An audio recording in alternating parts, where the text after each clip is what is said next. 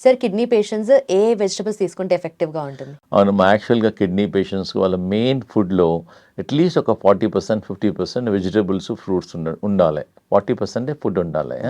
First important ఏందంటే ఆ vegetables కూడా ఎక్కువ కలర్ ఉండాలి.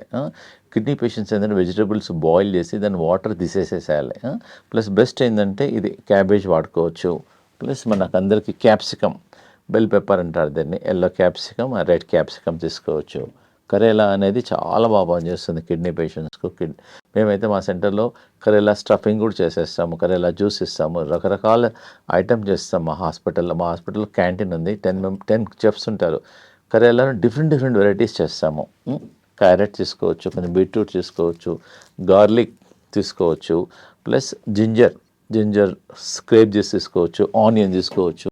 ఇవన్నీ క్వాంటిటీ ఎక్కువ తీసుకొని ఫుడ్ క్వాంటిటీ తక్కువ తీసుకోండి. ఇవన్నీ హై ఫైబర్ ఉంటుంది. ప్లస్ ఇంకోటి ఏంటంటే బాడీలో టాక్సిన్ కూడా తీసేస్తుంది. ఓకే. 60% ఫుడ్ ఉండాలి.